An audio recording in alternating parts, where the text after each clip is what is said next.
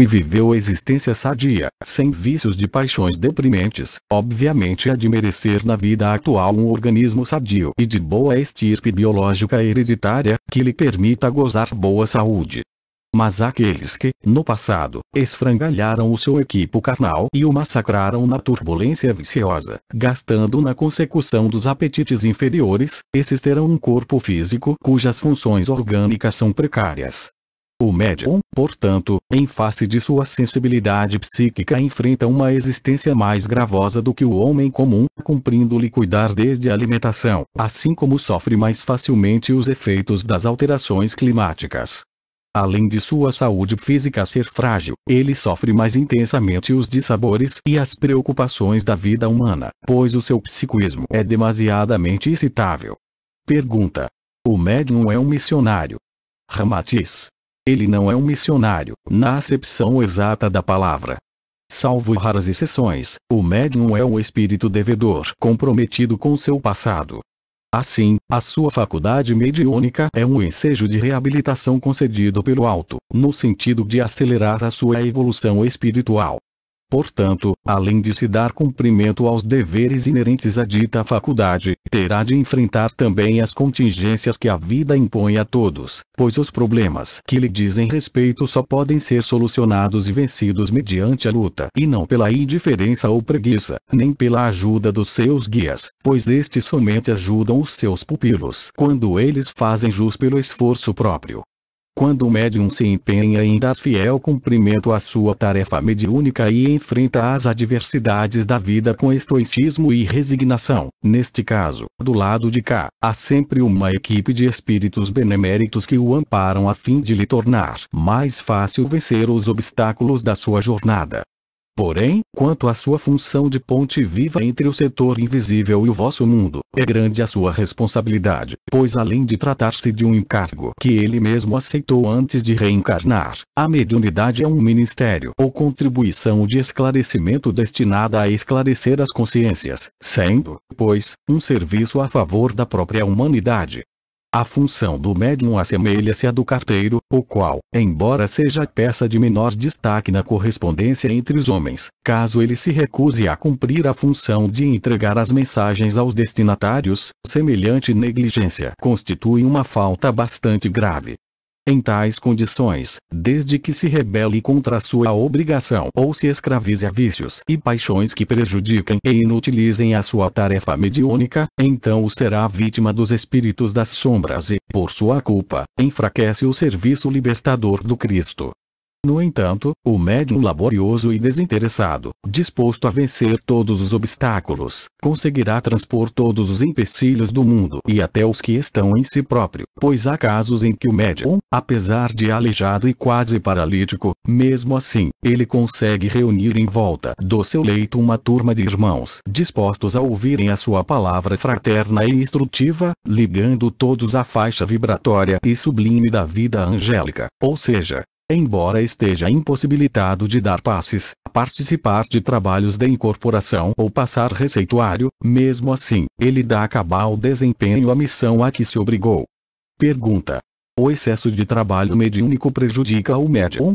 Ramatiz: a fadiga, sem dúvida, resulta de um labor prolongado e varia de indivíduo para indivíduo, conforme a maior ou menor capacidade física de sua resistência.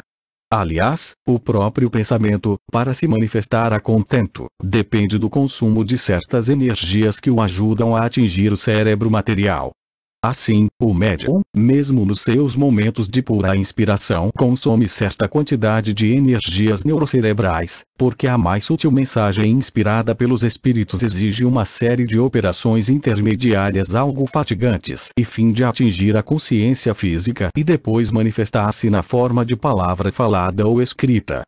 O intercâmbio do nosso pensamento, embora vos pareça singelo, consome diversas substâncias energéticas da massa encefálica, produz certa desmineralização no sangue e reduz as cotas vitais magnéticas da rede nervosa.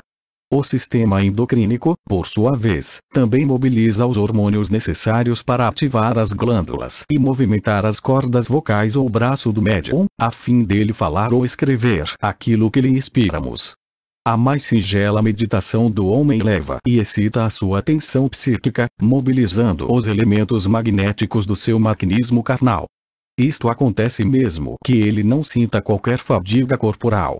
Evidentemente, o intercâmbio mediúnico mais complexo exige maior consumo de energias do homem para o êxito dessa operação psicofísica, de alta intensidade e sob o comando do mundo oculto.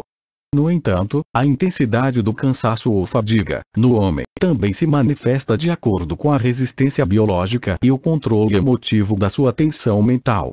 Em consequência, o médium que se entrega à atividade mediúnica, com sua mente descontrolada, embora ainda permaneça sob a proteção dos espíritos amigos e benfeitores, nem por isso eles podem livrá-lo da contingência das leis físicas que lhe disciplinam as atividades biológicas. Aliás, o alto não exige do ser humano a carga de um fardo maior do que suas costas. A faculdade mediúnica não é uma proposição atrabiliária, mas a oportunidade compensativa para o espírito endividado quitar-se consigo mesmo.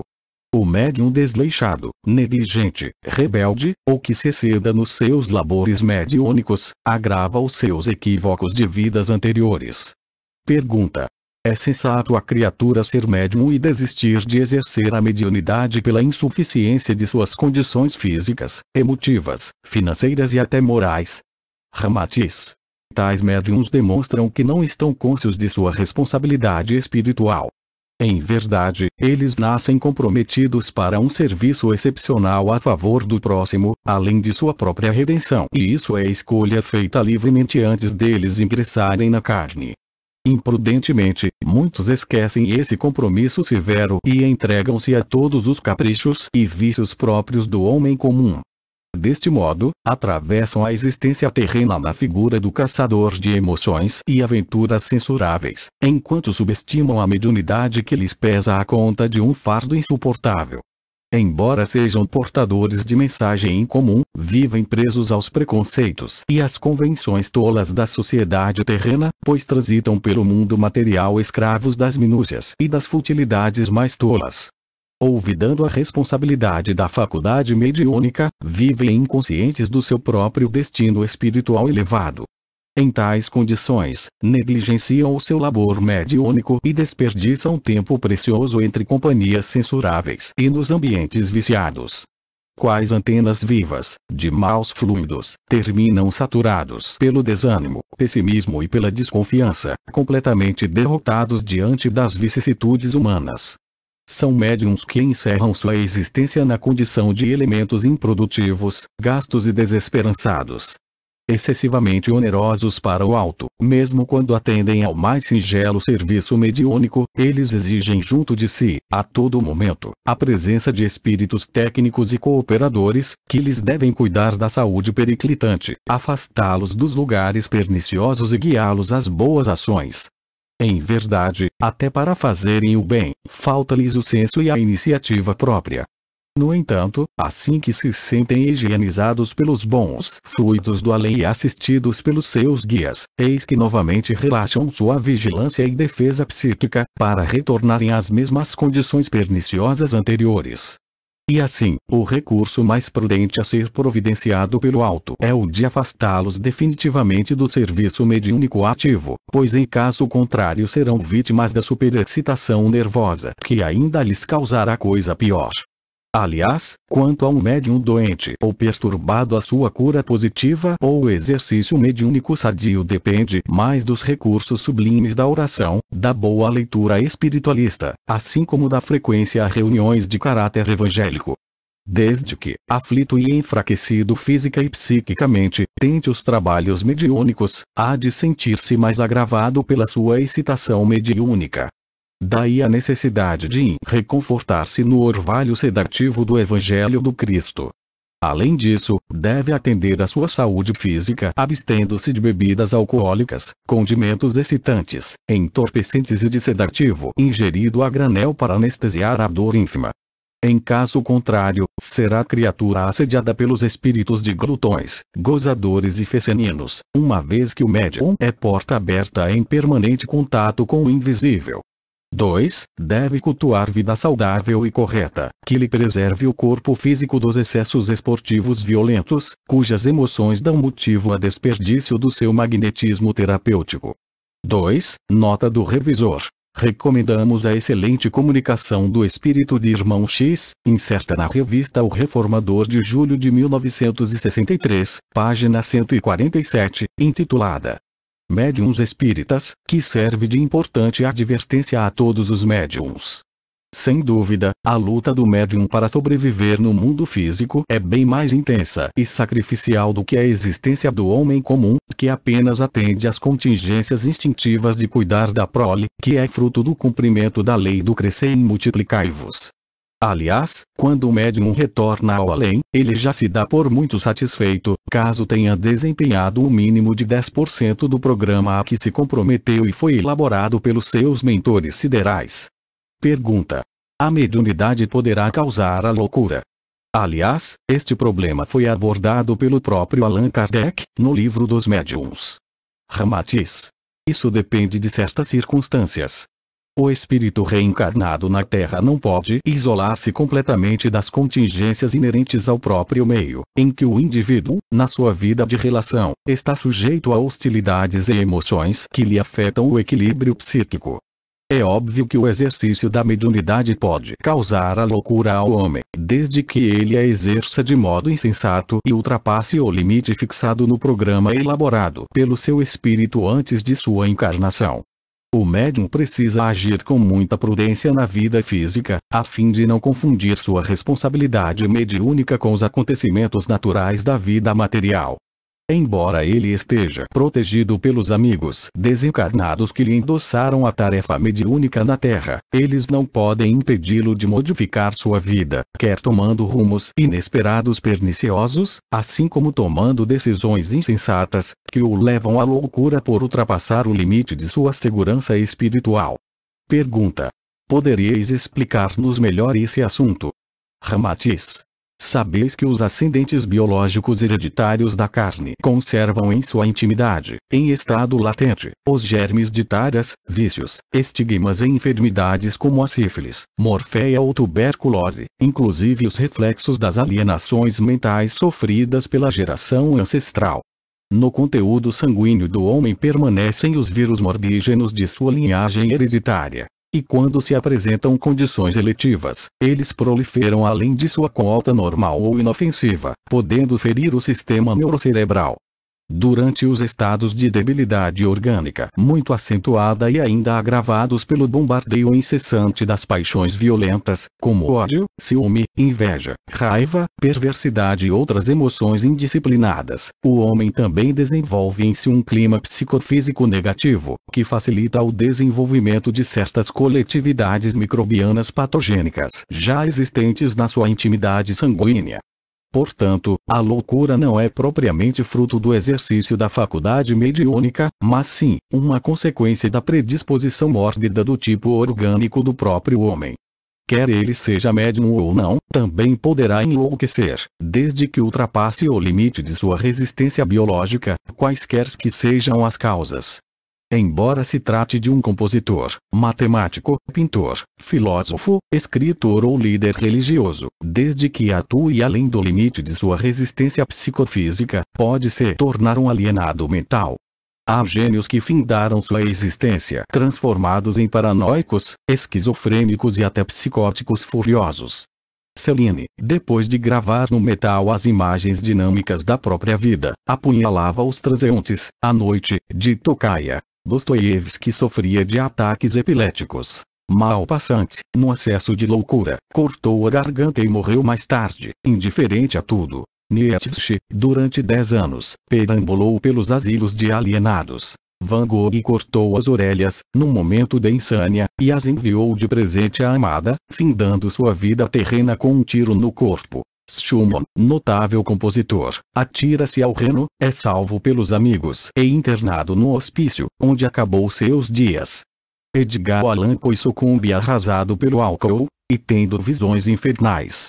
No entanto, isso aconteceu sem que eles fossem médiuns espíritas, mas sim, por exercerem atividades tensas e de emotividade contínua, as quais, superexcitando-lhes o íntimo da alma, terminaram por afetar-lhes o equilíbrio dos órgãos cerebrais.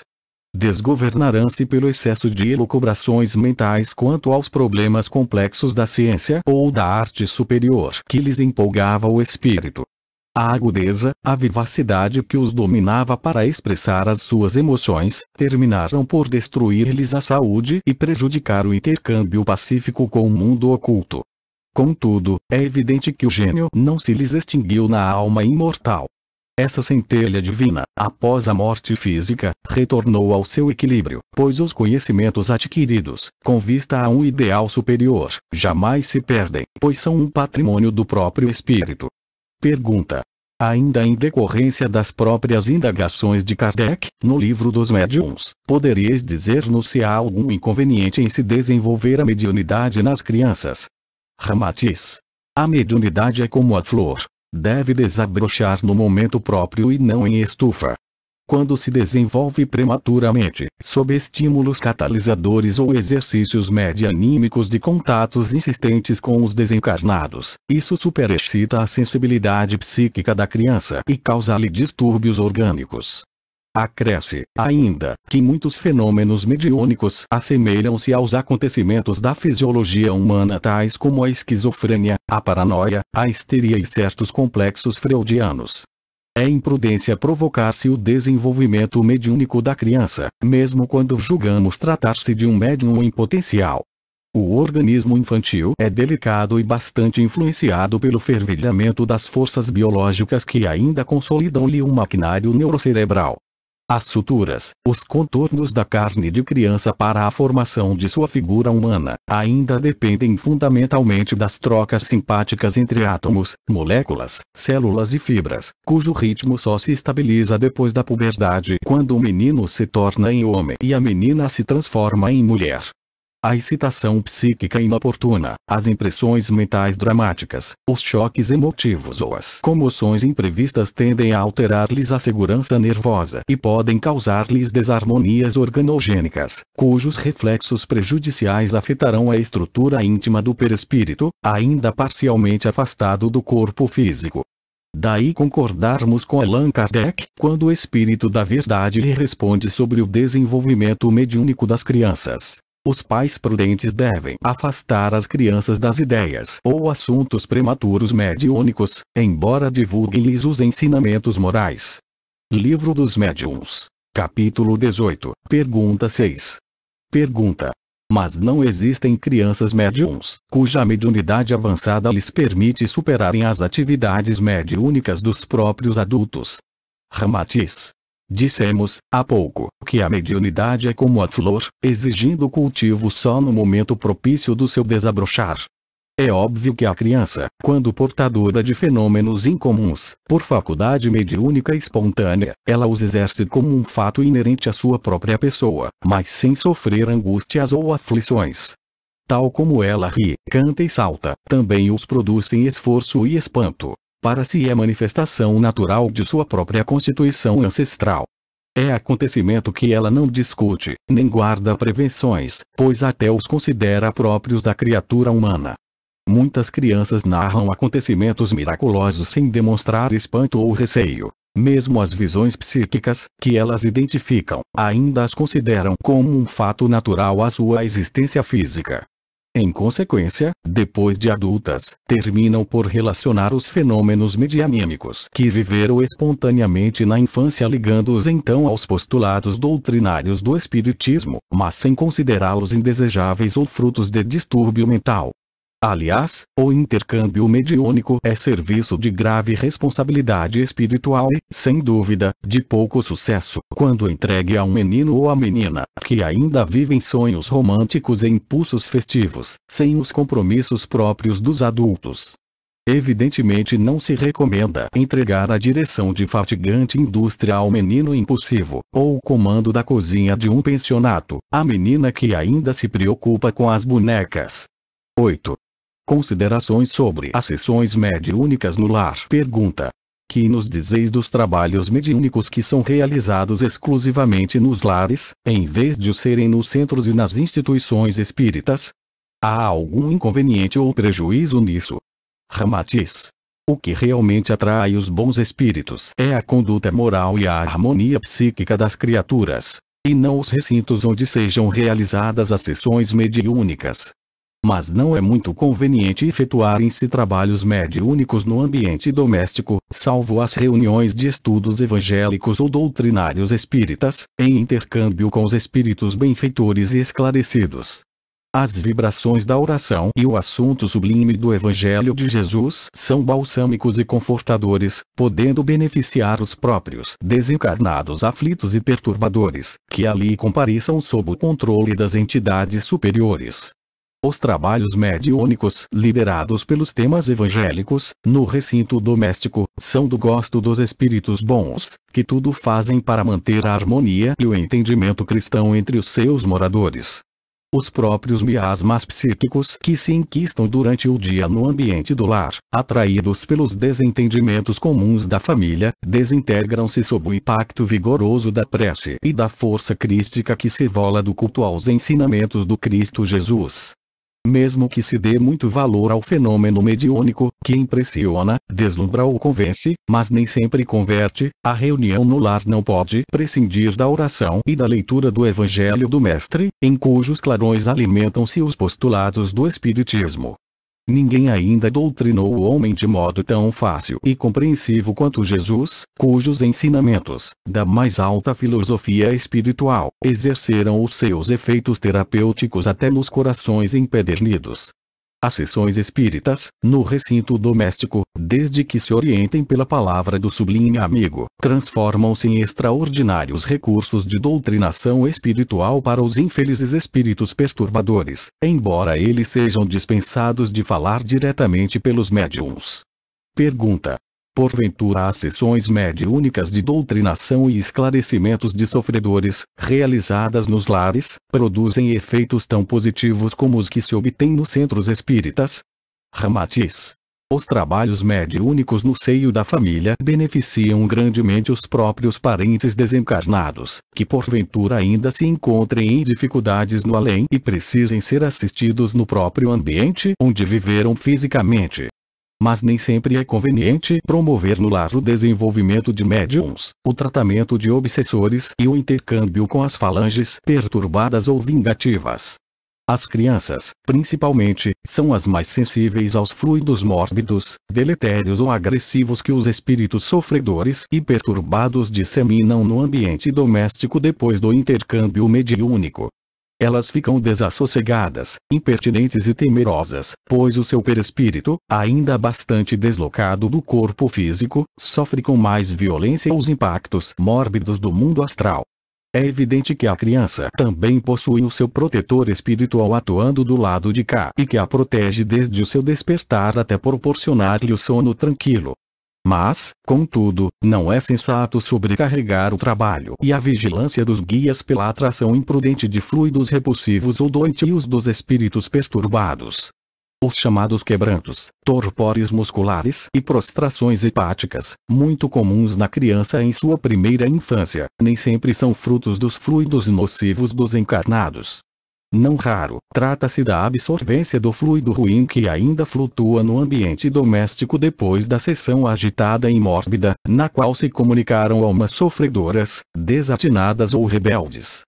Malgrado o esforço e a abnegação dos guias para dissolverem em tempo os coágulos fluídicos, que, às vezes, permanecem à altura do cérebro, da região cardíaca ou hepatointestinal dos pequeninos seres, o seu padrão vibratório mais sutil os impede de exercerem uma ação direta mais eficiente.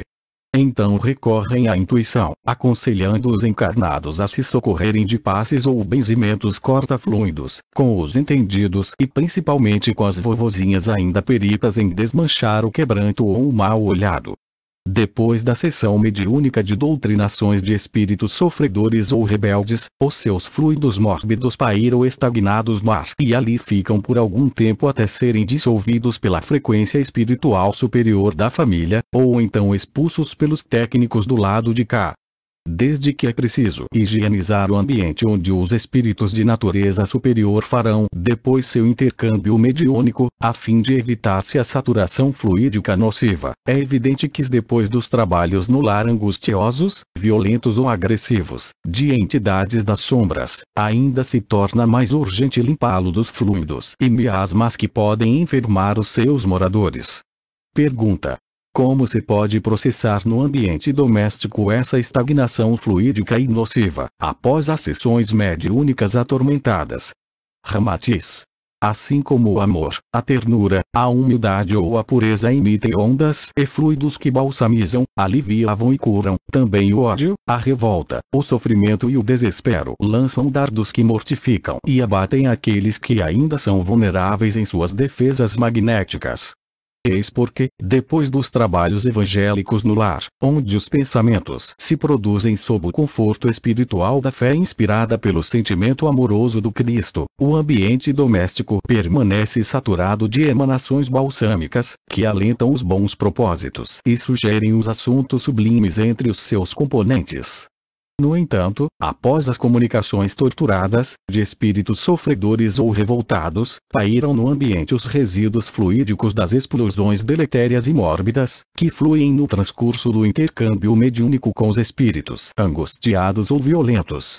Não vos deve ser desconhecida a impressão agradável que certas vezes vos atinge ao penetrardes numa residência modesta ou rica, ao sentirdes no ambiente a vibração suave de paz ou de otimismo que paira no ar. Doutra feita, ingressando em vivenda nobre e suntuosa, ornamentada com móveis luxuosos, decorações deslumbrantes e finos tapetes, eis que um fluido pesado e estranho se reflete, de modo opressivo, no vosso espírito.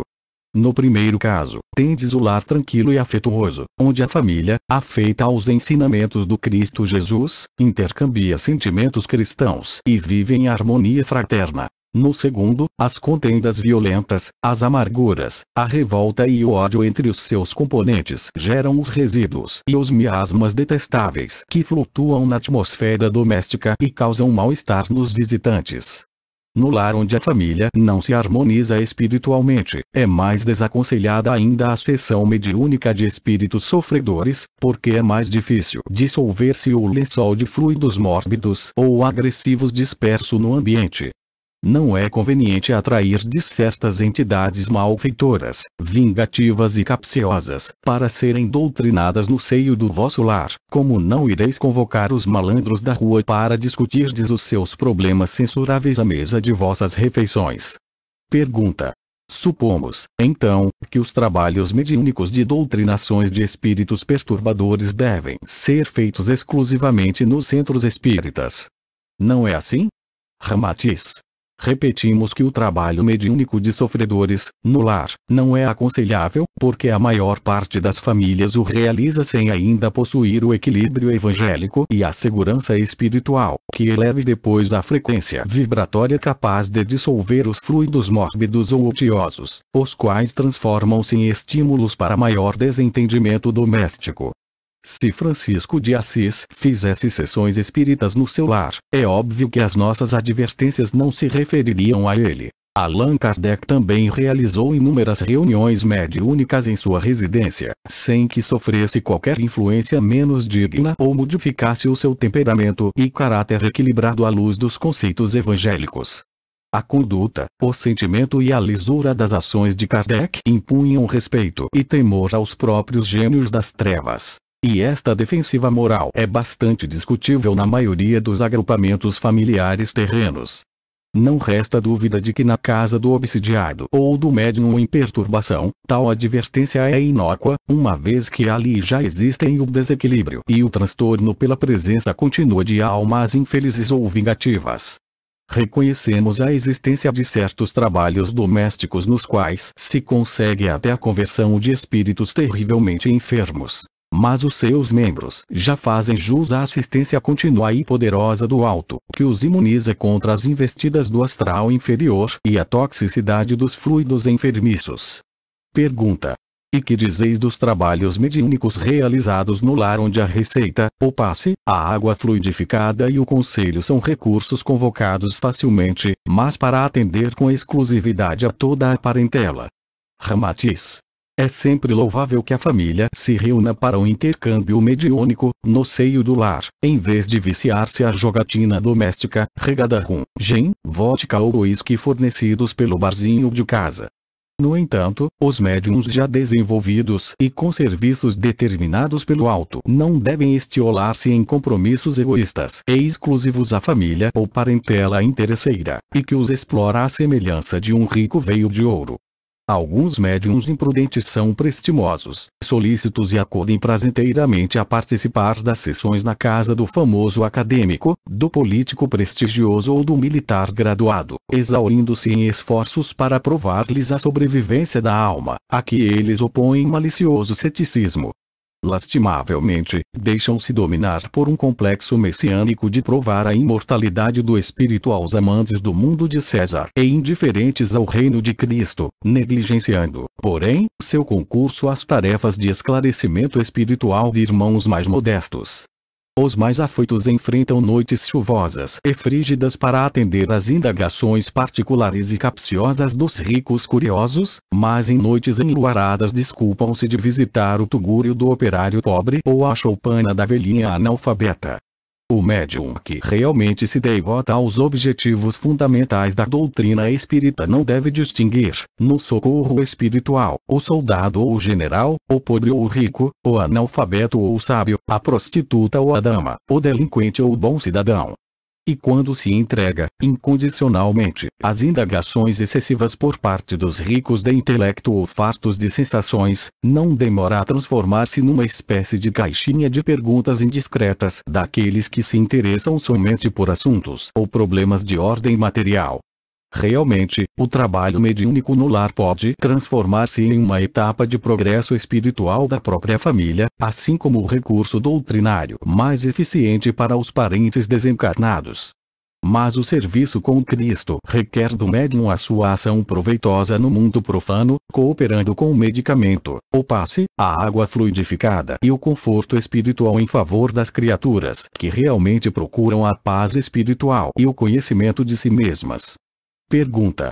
Conhecemos alguns trabalhos mediúnicos realizados exclusivamente no lar, em que vários dos seus familiares desencarnados reajustaram-se e livraram-se de suas perturbações no além, graças à doutrinação que lhes foi proporcionada pelos seus parentes ainda encarnados. Que dizeis? Ramatiz.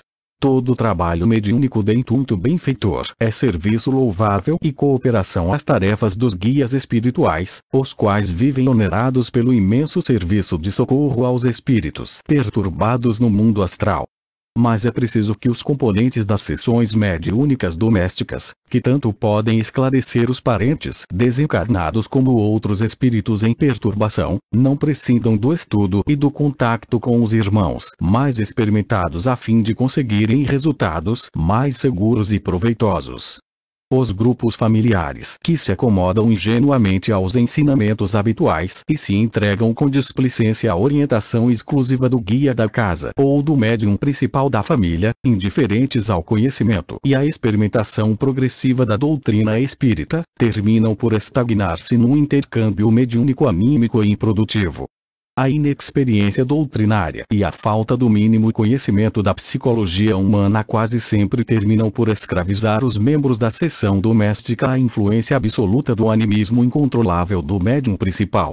Então a fantasia otimista substitui a veracidade espiritual das comunicações, especialmente quando se referem aos parentes desencarnados. Pergunta. Podereis exemplificar-nos melhor essa situação? Ramatiz. É de senso comum que a família terrena, além de fortemente sentimentalista, ainda é apegada aos preconceitos e às tradições ancestrais. O ladrão de cavalos, que faz parte da família do nosso vizinho antipático, é sempre um ladrão de cavalos. Porém, quando ele é nosso parente, alegamos que se trata de um aventureiro, um boêmio, cuja vileza e desonestidade causam até humorismo. Em consequência desse orgulho de raça, o parente desencarnado, ou seja a prata da casa, malgrado esteja enfrentando sérias dificuldades espirituais no além-túmulo, geralmente baixa na seção espírita da família alegando saudade ou algum incômodo de breve duração, mas sempre com alguma luz que já mereceu no espaço. Os seus defeitos, a sua avareza ou egoísmo censuráveis, que manifestou na vida carnal, desaparecem miraculosamente. E então, acontece o seguinte. Aqui, o esposo desencarnado, que foi administrador corrupto e homem sensual, perseguidor de donzelas, baixa pela esposa médium, que no seu animismo sentimentalista o julga amparado pelos espíritos do alto, afirmando que em vida praticara inúmeros atos bons e fizera a caridade ocultamente. Ali, o negociante impiedoso, egoísta e avaro, que só atendia ao conforto e à suntuosidade da família, mas retinha o pagamento do mísero operário ou penhorava os bens da viúva pobre, incorpora, manifestando virtudes ou sentimentos que não possui. Acolá, o filho perdulário, viciado e indiferente à luta heróica dos progenitores terrenos, manifesta-se pela médium parente afirmando que a sua rebeldia filial resultava de maus espíritos que o perseguiam. A família espírita, mas de poucas letras e ignorante dos mais rudimentares princípios da psicologia, acredita, ingenuamente, que a morte do corpo é salutar banho miraculoso, capaz de modificar instantaneamente os espíritos faltosos e imperfeitos. Julga que as portas do céu entreabrem-se festivamente para os seus parentes, embora eles tenham sido pecadores empedernidos, pois há de descobrir-lhes as virtudes ocultas e ignoradas, aflorando depois da desencarnação. É muito difícil convencer os terrícolas de que eles são os únicos responsáveis pelos seus atos, cumprindo-lhes sofrer os efeitos bons ou maus após a morte. Não conhecemos, no além, qualquer processo de magia capaz de atear fulcros de luz no coração daqueles que ainda não souberam apurar o sentimento crístico no contato com o mundo material. Diz um provérbio hindu, que o pecado do vizinho é virtude em nossa casa, motivo pelo qual os médiuns participantes de trabalhos mediúnicos no seio do lar ainda se deixam dominar pelo falso sentimentalismo que minora sempre o passado pecaminoso do parente desencarnado. Não há dúvida de que, para a família, o resfriado do caçula é acontecimento bem mais importante e trágico do que a tuberculose que devora o filho alheio. Mas o certo é que o fenômeno corriqueiro da morte física não estabelece privilégios nem produz milagres extemporâneos, pois aqueles que atravessam a vida terrena cometendo estripulias condenáveis pelas leis espirituais, embora o otimismo dos encarnados depois lhes atribua virtudes ignoradas, hão de permanecer perturbados no além e destilando os venenos psíquicos que tenham movimentado contra si mesmos. Malgrado nas sessões mediúnicas familiares os médiuns descubram louvores e dons espirituais desconhecidos nos seus parentes desencarnados, esses não se eximem de colher os frutos podres das sementes daninhas que tenham semeado na existência física. E nada é mais constrangedor e desairoso para os espíritos desencarnados, do que ouvirem louvores e serem agraciados com atributos santificados, quando ainda sentem na alma o feu amargoso de suas próprias vilezas morais e mazelas espirituais. 9. Recursos energéticos dos guias, junto aos encarnados. Pergunta: quais são os recursos mais eficientes que os espíritos guias adotam para desviar os seus protegidos dos vícios, das paixões e dos prejuízos espirituais? Ramatiz: os guias, às vezes, também se servem dos próprios espíritos inferiores, permitindo que eles perturbem seus pupilos encarnados, no sentido de afastá-los, com urgência, de caprichos ou atividades prejudiciais à sua integridade espiritual. Em tais casos, eles agem com severidade, sem o sentimentalismo comum dos pais terrenos ante os filhos indisciplinados, entregues a hábitos que lhes são bastante nocivos. São recursos drásticos, mas sensatos e prudentes, com o intuito salutar de impedir os seus protegidos de participarem da aventura pecaminosa, transações desonestas ou paixões perniciosas. Então os mentores espirituais recorrem aos fluidos agressivos e por vezes enfermiços, dos espíritos sofredores ou primários, a fim de reter no leito de sofrimento as criaturas imprudentes, que não lhes ouvem as intuições benfeitoras. E quando se faz necessário, providenciam até o acidente corretivo como recurso de urgência para interromper as atividades nocivas e evitar que os seus tutelados vão adiante em quaisquer objetivos nocivos a terceiros e a si próprios. Embora essas providências drásticas dos guias vos pareçam um tanto violentas e impiedosas, o seu objetivo ou finalidade é obrigar as criaturas imprudentes a afastarem-se dos meandros do mal, evitando-lhes maiores prejuízos ao espírito já comprometido no passado. Pergunta: poderíeis elucidar-nos melhor quanto aos efeitos proveitosos desses recursos drásticos utilizados pelos guias? Ramatiz: embora considereis algo censurável a mobilização de recursos violentos por parte dos espíritos benfeitores, no sentido de impedirem os seus protegidos de praticar atos comprometedores a si mesmos, eles compensam pela disciplina que impõem e se justificam pelos seus resultados benéficos.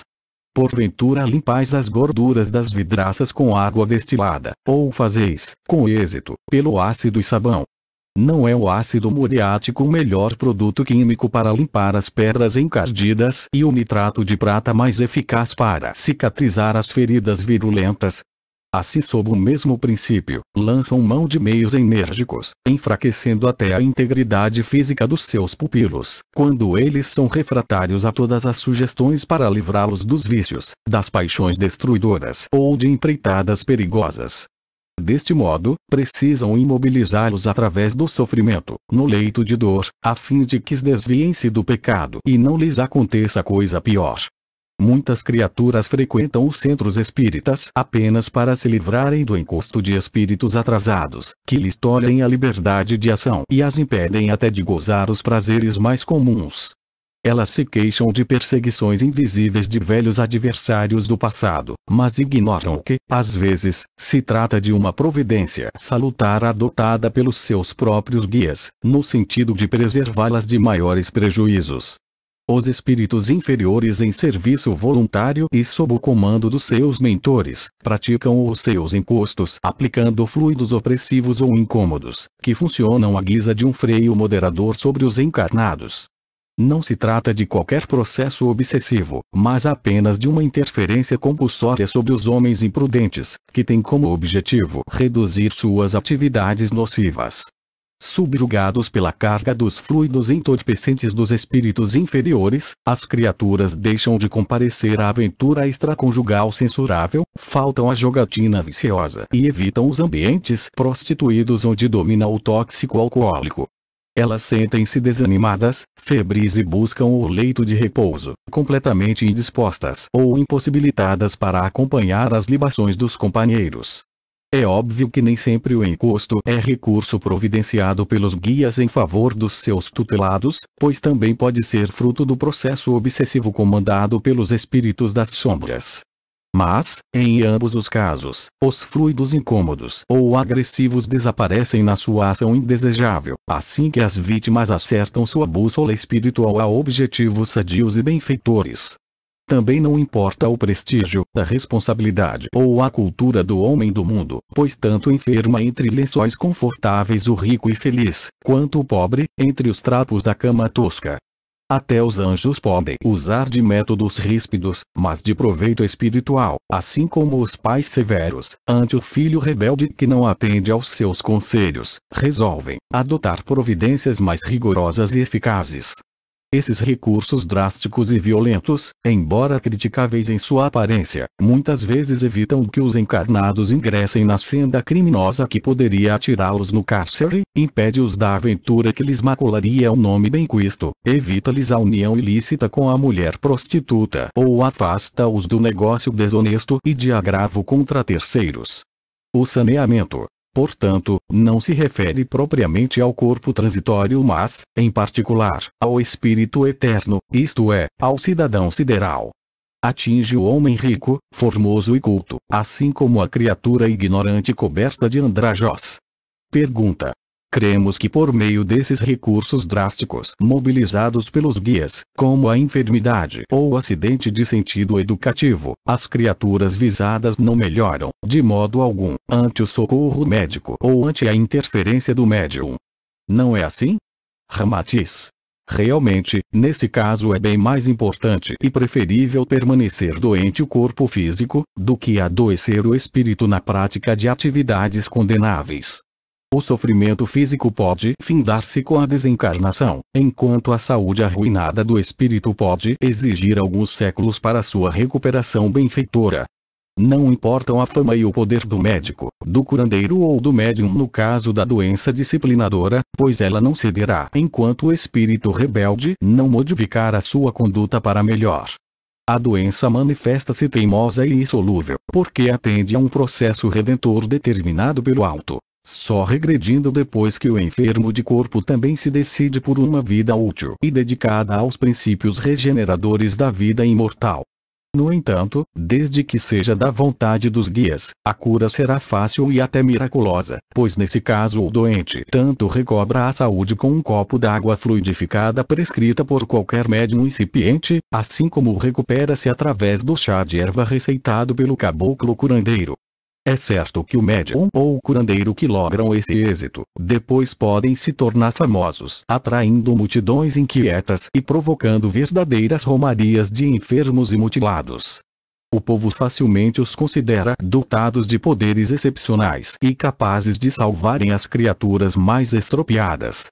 No entanto, não lhes tarda a decepção, porque se um moribundo salva-se por uma decisão espiritual superior, obviamente ele se recuperaria mesmo sem a presença do médico ou do curandeiro.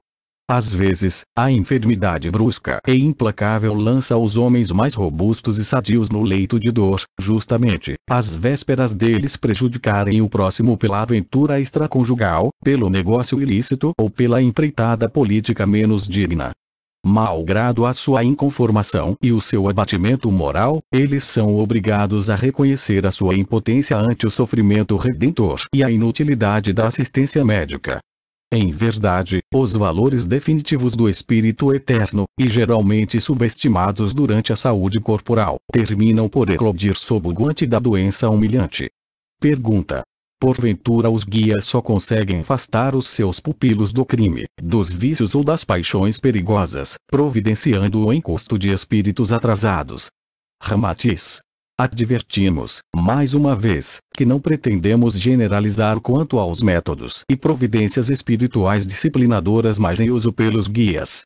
Só quando falham todos os recursos pacíficos, eles então convocam certos espíritos amigos e obedientes, embora de graduação primária e de fluidos até mortificantes, para atuarem nos seus pupilos encarnados rebeldes, e reprimirem as suas atividades censuráveis. Infelizmente, ainda são raros os homens cuja conduta espiritual louvável lhes permite uma sintonia mais frequente com as faixas vibratórias espirituais da intuição pura. A instabilidade mental e emotiva, que ainda é muito comum entre as criaturas terrenas, isolam-nas das intuições salutares dos seus guias, motivo por que ainda fazem jus à disciplina corretiva e drástica capaz de estorvar-lhes os impulsos pecaminosos. Conforme reza a tradição religiosa, o homem é inspirado à direita pela voz do anjo, que então o aconselha à prática de virtudes mais sadias, e, à esquerda, recebe a sugestão capciosa do mal, simbolizada na figura temível do diabo mitológico. Assim, de um lado, ele recebe o convite angélico para renunciar em definitivo às ilusões da carne e alçar-se às esferas resplandecentes. Do outro lado, o instinto animal ou Lúcifer exige-lhe a submissão completa ao mundo das paixões crepitantes e dos vícios sedutores, no sentido de impedir a fuga do espírito, que há tantos milênios ele domina. Trava-se desesperado combate entre a luz e a treva, entre o espírito e a carne, pois no mundo oculto do ser, a personalidade humana impõe as suas algemas tirânicas, enquanto o espírito tenta a sua libertação definitiva. Os santos e os gênios podem explicar-vos isso, pois eles sentiram-se perturbados, exauridos e desalentados quando, em sua luta titânica, tentaram a vitória do espírito sobre o desejo animal. Embora a alma forje a sua consciência de ser ou de existir no cosmo, pela disciplina e equação educativa da matéria, paradoxalmente ela só consegue a sua libertação definitiva, depois que foi escrava dos instintos. E quando ele já é sensível à voz silenciosa de sua origem divina, então, dispensa o corretivo drástico do alto, alcançando sua felicidade só pelo convite angélico. Pergunta. Considerando-se que a alma humana é originária da essência angélica de Deus, porque ela não reconhece instantaneamente a sua consciência divina ou a sua posição exata e distinta no seio do cosmo, uma vez que permanece indissolúvel e ligada ao Criador? 1. Nota do médium. Esta pergunta é de autoria exclusiva de Ramatiz, o que nos parece uma espécie de teste para ele ao auscultar a simpatia, o interesse e a reação dos leitores quanto a esse assunto algo complexo e iniciático, o qual é amplamente desenvolvido na obra O Evangelho à Luz do Cosmo. Nesta obra Ramatiz procura explicar-nos de modo minucioso que o Evangelho de Jesus sintetiza, em suas leis morais, as próprias leis imutáveis que regem o equilíbrio e a dinâmica do cosmo na mais perfeita correlação espiritual. Diz-nos ele, no preâmbulo, que se confiamos até agora no que disse Jesus, chegou-nos a hora de indagarmos por que ele o disse. Ramatiz. Durante a eclosão da luz crística que se manifesta na intimidade de toda a criatura, isto é, no processo endógeno ou de dentro para fora, o espírito do homem deve aperceber-se do mistério de sua origem divina, mas sem surpresas, sem violência e a coesão de conhecer-se a si mesmo. Ele deve reconhecer e compreender o processo que o torna um ser indivíduo, à parte, no cosmo, embora sem fundir-se com todo o Criador, mas de modo gradativo e sem os hiatos desconhecidos. Seria um absurdo a consciência plena do homem ser-lhe revelada no passe de magia ou fruto de uma revelação integral e instantânea. Desde que o espírito pudesse reconhecer-se instantaneamente como uma consciência global ou completa, marcando a sua verdadeira posição e distinção no seio de Deus, sem passar por um processo ou aprendizado espiritual gradativo, então os mundos planetários que compõem as escolas educativas jamais teriam razão de existir. No entanto, as almas dos homens são entidades espirituais virgens e diferenciadas no seio da própria consciência cósmica, que depois desenvolvem a sua consciência física e individual pelo acúmulo